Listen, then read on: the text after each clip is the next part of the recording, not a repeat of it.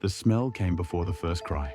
It was deep in the night, the third hour by the chapel bells, when one of the watchmen in Chateau, Saint-Denis, slowed his patrol through the eastern wing. The stone walls dripped with evening damp, but the air was wrong.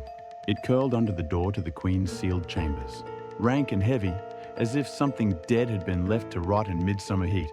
40 minutes later, the midwife, Madame Helen, stumbled into the corridor. Her hands trembled, her face drained of all colour, her eyes wet with tears she dared not let fall. I'm your host, Cloaked Testament, and this is the Time-Worn Record, where we deep dive into the most mysterious corners of history, unveiling the truths or myths that have been hidden or forgotten. What could possibly be hidden behind the curtain today? Behind her came the old chaplain, his thin arms, rigid as he clutched a swaddled bundle in black cloth.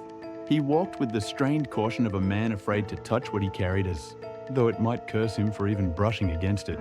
Queen Jean, last of the Valwis bloodline, had laboured in complete darkness, alone. But for that midwife, no witness, no priest. She was only 4 months into her pregnancy, locked away in suffocating isolation by order of the court. Windows barred, every crack stuffed to keep, even a thread of air from reaching her.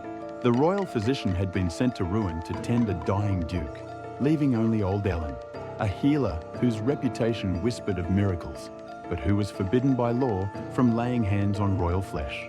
The official record would later reduce it to a single sentence. The child was born lifeless, but it was more than lifeless. Parts of its skin already blackened, the flesh, marked as though decay had begun before it saw light. The physician's later note, tucked quietly into private files, spoke of likely infection of the womb and gangrenous formation prior to birth. No one dared say aloud what they all knew. The infant reeked the moment it entered the world. By dawn, the swaddling was destroyed by fire. The cloth resisted washing, its fibres seeming to hold the corruption inside.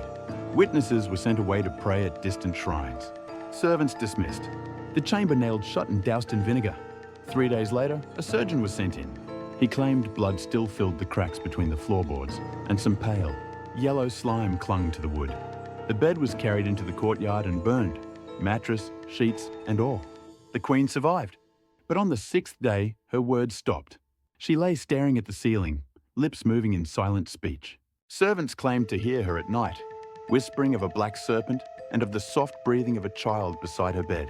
A week later, pale spots bloomed along her abdomen, spreading to her thighs. When the physician returned from Rouen, he ordered her sealed in her chamber. Incense choked the air. Poppy broth was forced between her lips. Not even her confessor was permitted entry. Whispers curled through the court. She is no mother. She is a vessel for a curse. That same month, a letter came from the Abbey of Sante. The monks claimed to hear voices in their cells at night. In the chapel, the Virgin statue wept red. Soon after, a young deacon vanished, leaving only a scrap of parchment scrawled with 2 words over and over: "Die, child." Foreign envoys carried word to Rome and Vienna. The Queen of France is gravely ill. The aftermath of her labour is severe. The succession is safe. But fate had its own design.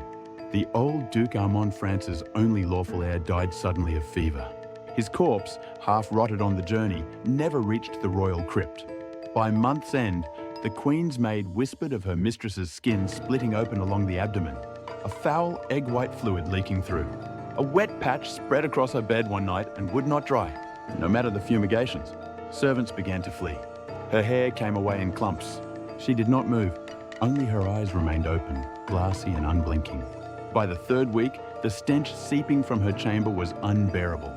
Sulphur from the Abbey of Saint Geneviève failed to mask it. Curtains sagged with damp mould crawling across pillows. Servants itched rashes up their arms. The physician pressed to cut into her abdomen, claiming it brimmed with pus, but the Archbishop forbade it. The womb was sacred. That night, Madame Helen fled, screaming, babbling of damp air and something shifting under the sheets. By morning, she was gone without a trace. The palace brought in a silent young woman from the abbey. She never spoke, slept with her hands folded inside her sleeves. Official word said the Queen was recovering and would appear within 40 days. Guards rotated constantly, none lasted more than a night. One drowned himself in the monastery well a week after his shift. Then came the rituals monks from Toulouse, famed for singing over corpses, chanting through the night, marking the doors with ash. One morning, they were barred entry. From within came the sound of liquid striking stone. When the door opened, The floor was dry, but a single handprint, dark and unmistakable, stained the wall. Bathing her ceased. Only vinegar cloths touched her now. The fourth week brought ulcers, each the width of 3 fingers, in her most private flesh. Furniture burned, windows boarded. A single lantern remained. 2 envoys from Naples bribed a guard for a glimpse. The intercepted letter later read, "She did not breathe. She did not blink." Yet something beneath the skin pulled her face into motion. By the 6th week, the reek reached the courtyard. Dogs howled. Horses refused the eastern wing. 3 servants vanished. The court hung a painted cloth of John, the Baptist over her bed, reading prayers for flesh restored. On the 4th night, the cloth fell, and a chambermaid swore the Queen screamed in that moment. By morning, all her teeth lay neatly on her pillow. The Archbishop's medical record noted flesh decomposing in life. The report burned, but copies survived in secret files labelled accursed births. Rumour spread the midwife had died not of fear, but from touching what the Queen birthed. A maid who entered later could not speak for days. She took vows of silence thereafter. She claimed something writhed under the Queen's skin, shaping words with her mouth but never making a sound. The council met without the Archbishop for the first time in 2 centuries. The Duke of Anjou spoke plain, "The flesh has lost its human form." Envoys from Avignon warned if the curse was real, she could never lie in consecrated ground.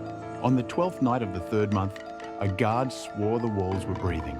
Another struck the door with his sword, insisting someone was walking inside. At dawn, 4 men entered with incense and lantern. The mattress had collapsed to pulp. A gaping wound split her thigh, cracks spidering through the flesh. In the corner, the swaddling cloth, stiff with mucus and blood, thought burned months ago. A monk collapsed mid-prayer and never woke sane again. They decided the body could not be moved. A wooden chamber was built within the room and sealed tight. One valet swore he saw worms slide from her ear into the floor cracks. The Archbishop signed the act. The body was beyond recovery. God would take what remained. The city whispered the curse had already spread newborns dying with skin, peeling, some without faces. One carpenter touched a seep of black liquid from the sealed door. The cloth he wiped it with began to smoke. His hands blistered raw. The council split burn the wing or keep it hidden. In secret, they chose fire. At dawn, oil was poured along the beams. When the flames caught, witnesses swore they heard a cry.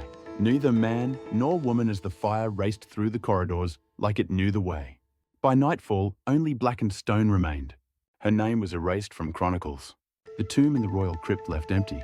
The kingdom ruled by council, faceless. The Archbishop died within the year, whispering she was not alone. Where the eastern wing stood, no grass grew. A wall was raised and maps marked it dead land. So ended the Valwis reign, not in battle, not by treaty, but in silence and shadow. Yet in cloisters, whispers endure, she did not die.